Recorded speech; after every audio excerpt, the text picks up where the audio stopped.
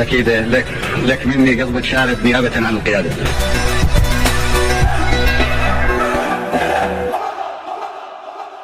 اعوذ باللہ من الشیطان الرجیم، بسم اللہ الرحمن الرحیم۔ السلام علیکم ناظرین، صدام حسین عراق کا 5واں صدر تھا۔ یہ عراق کا وزیر اعظم بھی رہ چکا تھا۔ صدام حسین نے عراق پر 24 سال تک حکومت کی تھی۔ 2006 میں صدام حسین کو پھانسی دے دی گئی تھی۔ یہ ویڈیو صدام حسین کی زندگی کے آخری لمحات پر ہے۔ صدام حسین کی لاش آج کہاں ہے، یہ بھی آپ اس ویڈیو میں جانیں گے۔ تو ناظرین، میں ہوں سہیل اختر اور آپ دیکھ رہے ہیں سہیل کے ساتھ۔ اگر آپ ہمارے چینل پر نئے ہیں تو برائے مہربانی ہمارے چینل کو سبسکرائب کر دیجیے اور بیل آئیکن دبانا مت بھولیے گا تاکہ آپ تک آنے والی تمام نئی ویڈیوز بر وقت پہنچتی رہے۔ تو چلتے ہیں ناظرین اپنی ویڈیو کی طرف۔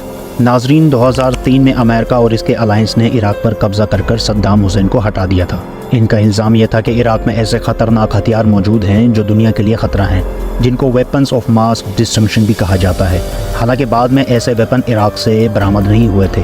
امریکہ کی CIA انٹیلیجنس نے بھی اپنی رپورٹ میں یہ سب کچھ بتایا تھا کہ انہیں عراق سے ایسا کچھ نہیں ملا۔ بہرحال 2003 میں صدام حسین کا عراق پر سے کنٹرول ختم ہو چکا تھا اور صدام حسین منظر سے غائب ہو گیا، اور اب امریکہ اور اس کے ساتھی ملکی فورسز کو صدام حسین کی تلاش تھی۔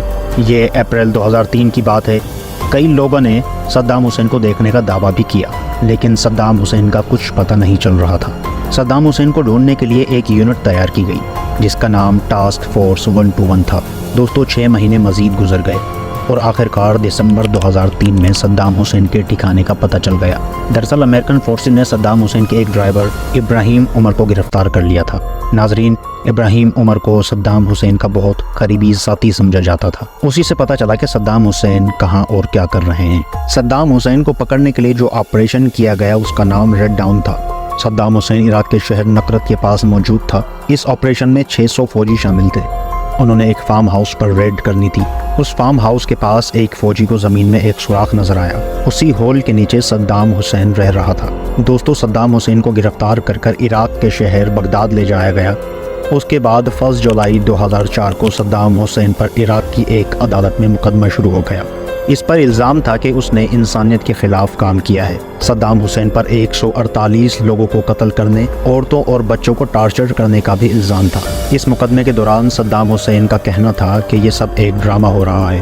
اس مقدمے کے دوران کئی بار احتجاج بھی کیا۔ اس وقت شاید سب جانتے تھے اس مقدمے کا فیصلہ کیا آنا ہے۔ دوستو، یہ مقدمہ 2.5 سال تک چلتا رہا اور بالآخر 5 نومبر 2006 کو عراق کے سابق صدر صدام حسین کو پھانسی سنا دی گئی۔ اس فیصلے کے خلاف اس کی اپیل کو بھی مسترد کر دیا گیا، یعنی اب صدام حسین کو پھانسی ہو جانی تھی۔ صدام حسین نے کہا اس کو فائرنگ اسکواڈ کے ذریعے مار دیا جائے۔ اس میں مجرم کو کچھ گولیاں چلا کر مار دیتے ہیں، لیکن فیصلہ یہ ہوا کہ صدام حسین کو پھانسی ہی دی جائے گی۔ 30 دسمبر 2006 کو صدام حسین کو پھانسی دی جانی تھی۔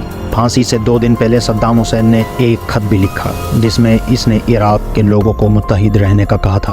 اس نے یہ بھی کہا کہ جن ملکوں نے عراق پر قبضہ کیا ہے جیسا کہ امریکہ، ان ملکوں کے لوگوں سے نفرت مت کرو بلکہ صرف ان ملکوں کے حکمرانوں کے خلاف آواز اٹھاؤ۔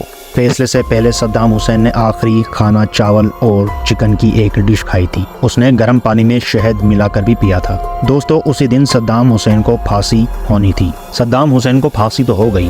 اس کے بعد صدام حسین کو ان کے آبائی گاؤں اولا اوجا میں دفنا بھی دیا گیا۔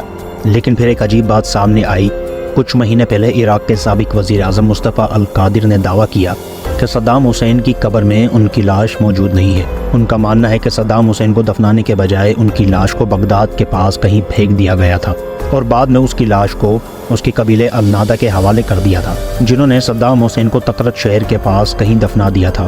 انہوں نے یہ بھی کہا کہ 2012 میں جب تقرت شہر میں ISS گھس گئی تھی تو صدام حسین کی لاش کو، جو کہ تب ایک ڈھانچہ بن گئی ہوگی، اس کی اصل قبر سے نکال کر کہیں اور لے جایا گیا، اور آج صدام حسین کی لاش کی باقیات کہاں دفن ہیں یہ بھی کوئی نہیں جانتا۔ یعنی یہ بات تقریباً کنفرم ہو چکی تھی کہ صدام حسین کی جو قبر بنائی جاتی تھی اس میں اس کی لاش موجود ہی نہیں ہوتی تھی۔ دوستو، آج تک کے لیے بس اتنا ہی۔ ملتے ہیں آپ سے اگلی ویڈیو میں۔ امید ہے آپ کو ہماری یہ ویڈیو پسند آئی ہوگی۔ شکریہ۔